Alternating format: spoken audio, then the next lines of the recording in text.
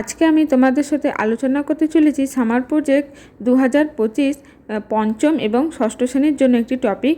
তোমার এলাকার পরিবেশকে ভালোভাবে দেখে কি কি জীববৈচিত্র্য রয়েছে তা লেখো। তো চলো এই টপিকটার উপর পুরো প্রজেক্টটা শুরু করা যাক। প্রথমেই দেখো, তোমরা প্রকল্পের নাম, বিদ্যালয়ের নাম, নিজের নাম, ক্লাস, রোল নাম্বার, যা যা তোমাদের স্কুলে লিখতে বলেছে তোমরা সব সেগুলো পরপর ফার্স্ট পেজে লিখে নেবে। তারপর এই প্রজেক্টটি শুরু করবে। প্রথমে দেখো, তোমরা তোমাদের নিজের এলাকার নাম দিয়ে শুরু করবে। যেমন দেখো, বর্তমান ওয়েস্ট বেঙ্গলের প্রাকৃতিক পরিবেশের বিভিন্নতা এবং জীববৈচিত্র্য বেশ সমৃদ্ধ। এখানে বিভিন্ন ধরনের উদ্ভিদ ও প্রাণী রয়েছে যা স্থানীয় বাস্তুতন্ত্রকে বিশেষভাবে গুরুত্বপূর্ণ করে তুলেছে। দেখো, জীববৈচিত্র্য মানে কিন্তু উদ্ভিদ প্রাণী উভয়ই কে নিয়ে জীববৈচিত্র্য। তো তোমাদের চারপাশে যা যা দেখা যায় তোমরা সেই সবগুলো পরপর লিখতে থাকবে।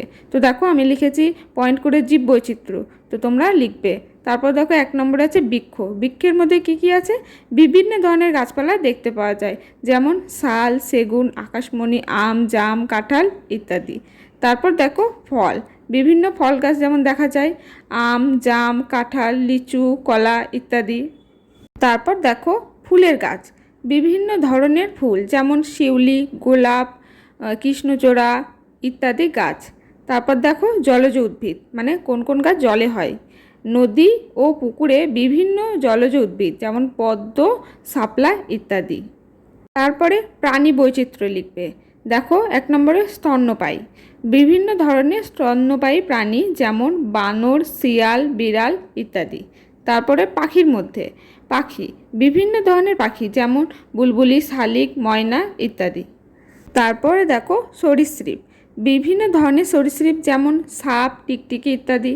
জলজ প্রাণী, নদী পুকুরে বিভিন্ন জলজ প্রাণী দেখা যায় যেমন মাছ, কাঁকড়া ইত্যাদি।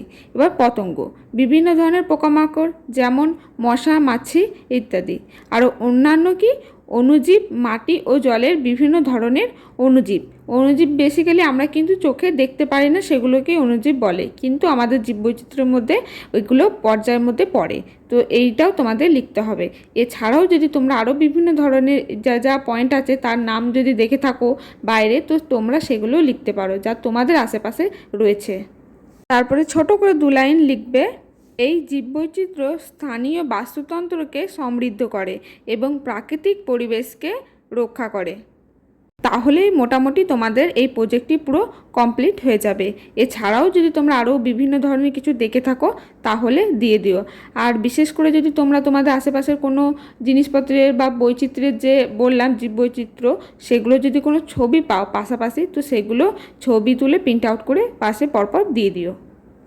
হচ্ছে পঞ্চম ও ষষ্ঠ শ্রেণীর তোমার এলাকার পরিবেশকে ভালোভাবে দেখে কি কি জীববৈচিত্র্য রয়েছে তা লেখো। এই টপিকটার উপর পুরো সামার প্রজেক্ট।